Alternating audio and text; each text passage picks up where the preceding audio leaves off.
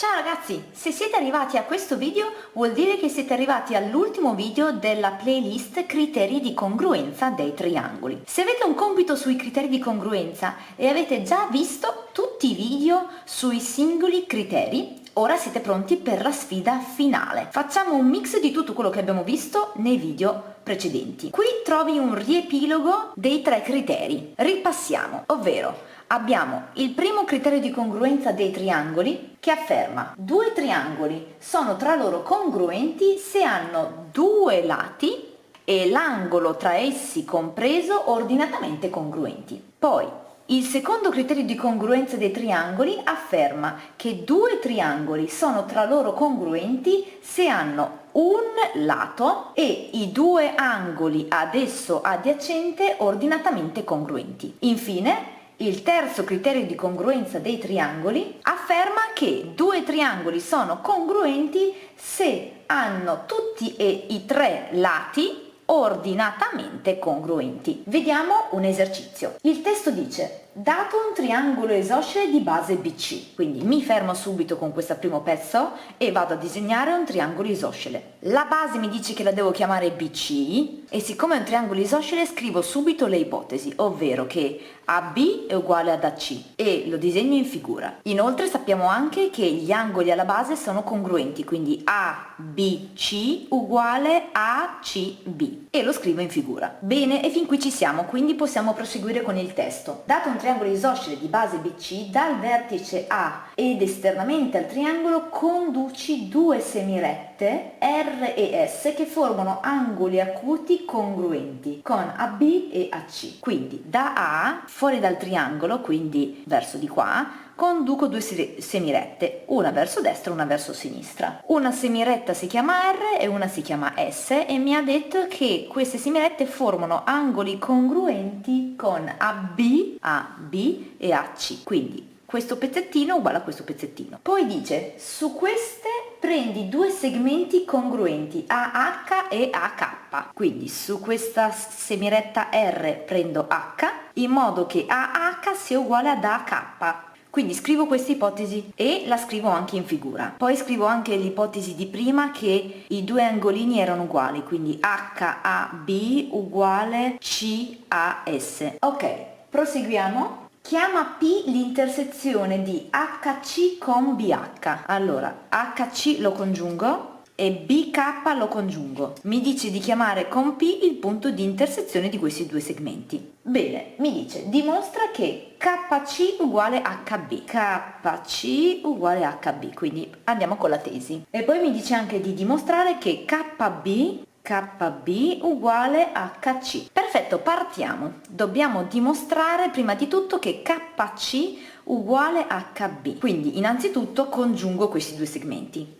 Ok, dobbiamo individuare 2 triangoli, uno che contenga KC e uno che contenga HB. Vado a considerare HAB, così che contiene HB come lato, e il triangolo AKC, così che contenga KC come lato. Per cui scrivo: considero i triangoli AHB e AKC. Essi hanno, dobbiamo trovare 3 cose uguali. Allora andiamo a vedere bene in figura. Vedo che AH uguale a K e questo era per ipotesi. Poi vedo anche che AB uguale a C, ancora per ipotesi. Per cui fino a questo momento ho trovato 2 lati uguali.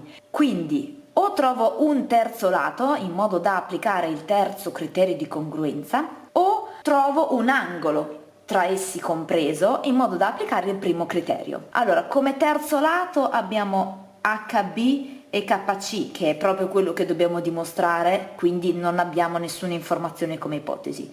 Come angolo, l'angolo compreso tra i 2 lati è questo qui e noi sappiamo che HAB è uguale a KAC proprio per ipotesi. Quindi abbiamo appena dimostrato che i 2 triangoli sono tra loro congruenti per il primo criterio di congruenza dei triangoli, perché abbiamo trovato 2 lati e l'angolo tra essi compreso ordinatamente congruenti. Quindi, poiché i 2 triangoli abbiamo visto sono congruenti, avranno congruenti tutti i lati e tutti gli angoli tra di loro. In particolare scriviamo che KC uguale HB, che era la prima tesi che dovevo dimostrare. Ora abbiamo un'altra tesi, per cui le informazioni di congruenza di questi due triangoli li andiamo subito a riportare in figura perché potrebbero servirci per il secondo passaggio. Quindi andiamo a indicare che HB uguale KC, poi dobbiamo andare a indicare che questo angolino qui è uguale a questo angolino qua e poi che tutto questo angolo è uguale a tutto questo angolo. Bene, abbiamo indicato tutti e tre i lati e tutti e tre angoli della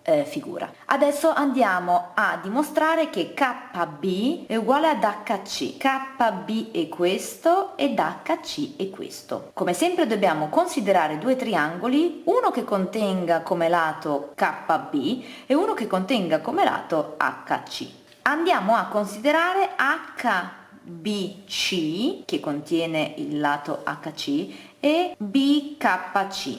Di nuovo considero i triangoli HBC e BKC, essi hanno. Dobbiamo individuare tre cose congruenti. Allora, in figura vedo che il lato BC è in comune a entrambi e quindi scriviamo BC in comune. Poi il lato HB è uguale a KC per dimostrazione precedente. E fino a qui abbiamo trovato due lati, per cui o troviamo il terzo lato, così da usare il terzo criterio di congruenza, o, siccome abbiamo due lati, dobbiamo trovare l'angolo tra essi compreso. Il terzo lato anche qui è proprio quello che vogliamo dimostrare, per cui dobbiamo fare in modo di poter trovare l'angolo. L'angolo compreso tra HB e BC è questo, e l'angolo compreso tra BC e KC è questo. Notiamo, vedendo i segnettini in figura, che questo pezzettino è uguale a questo pezzettino e questo è uguale a questo. Quindi, come per dire, se questo è 30, anche questo è 30 gradi. Se questo è 50, anche questo è 50 gradi.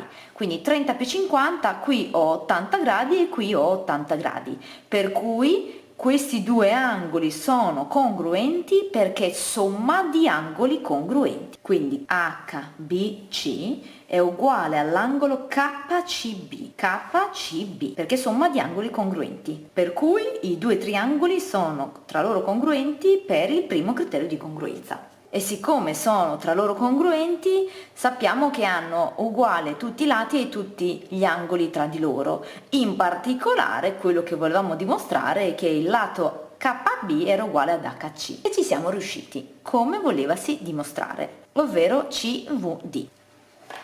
Ora tocca a te.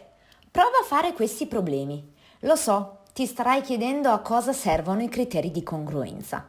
Molto probabilmente nella vita reale non ti capiterà mai di usarli, ma una cosa è certa, svilupperai una forma mentis che ti aiuterà tantissimo nella vita e migliorerà la tua capacità di problem solving. Quindi forza, provaci e fammi sapere in chat se ti posso aiutare. Allora, com'è andata?